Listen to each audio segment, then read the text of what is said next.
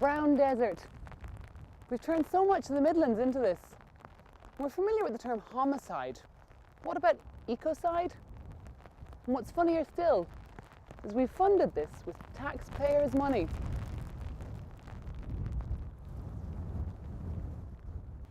This is wiped, but tell me, Craig, you're an environmental economist. Mm-hmm. I've been travelling all over the country trying to find out more about the value of nature. You're really the expert on this. Can you tell me what is the value of nature? Well, if you use this bog as an example, or maybe not this bog because there's obviously much of it is gone, but if this was an intact bog, it's protecting the water quality, it's providing for good quality water.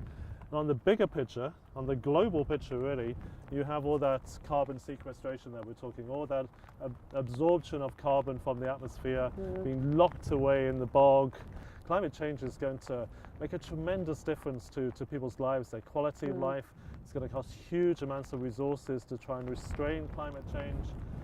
So if we can keep these bogs intact, then we're helping to avoid those costs. Really, there's billions and billions of euros per year in terms of what these services contribute to us.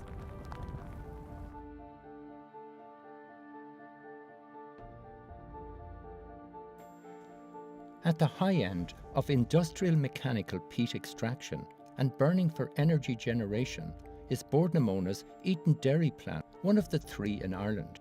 Peat burning in power stations like this accounts for more than 20% of our total carbon emissions from electricity generation, but they only supply around 10% of our electricity. Campaigners have been calling for these operations to be shut down for decades. If you take the amount of peat you cut, how many million tonnes or how many tonnes would you cut in the Midlands every year?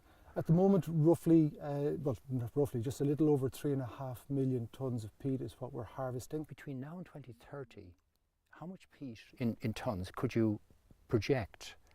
So we'll see that we're going to continue at the run rate we're at until we see co-fueling in the ESB power stations.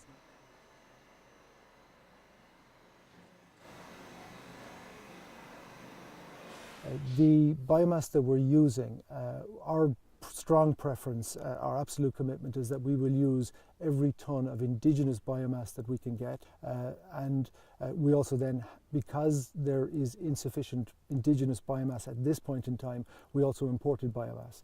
And the key for us is to make sure that any biomass that we bring in is both ethically and environmentally sustainable. And what proportion of your biomass, that 40% you're talking about, is imported as opposed to indigenous here, grown in Ireland and produced here?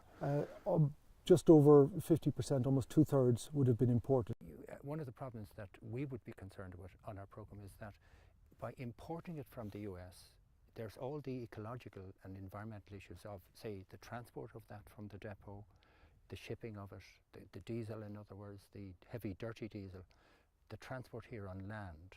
Have you looked at those issues in terms of the carbon emissions in the US or in, say, Africa, where you're sourcing, and then the transport of it across the sea, and then the land transport in trucks to the 3 peat plants? So yes, Duncan, we've looked at the full supply chain, and when we're looking at being carbon neutral in a power plant here, according to the sustainability criteria, we've modelled the entire supply chain, and we're confident that the material that we're looking at from any source is ethical and sustainable against objective criteria. So that's been analysed, and that is something that we probably can't demonstrate here, but it's certainly something that we can demonstrate. Okay, but to put it this way, there's a lot of diesel used. Yes. Do you know how much diesel will be used? Yes, that has all been modelled. How much per tonne? I can't tell you that number, I don't have that number with me. But obviously it depends on where in the world it's going to come from, of course. Yes. But there's going to be an awful lot of diesel used, yes, and that's all carbon emissions. Correct. So it's not really carbon neutral, is it? Well, again, the criteria for co-fueling and for biomass in power generation are established, and what we have been able to demonstrate and has been validated by third parties is that the material we're using is fully compliant with the standards. Is some of that biomass palm kernel husks from Indonesia? So to be very clear, Móna in the past did purchase and use palm kernel shells, but has not for over a year.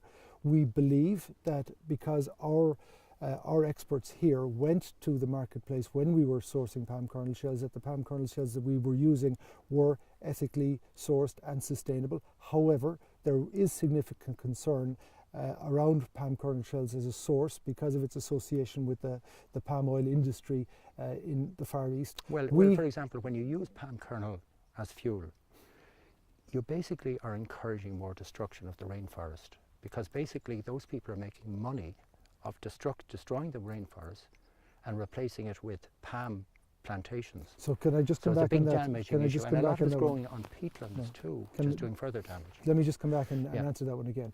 In relation to palm kernel shells, Duncan, Bord na Móna has not used palm kernel shells in power generation in the last year. Will it use it again? No, it won't. The thing about biomass is that biomass enables us to move towards co-fueling as we move towards 2030.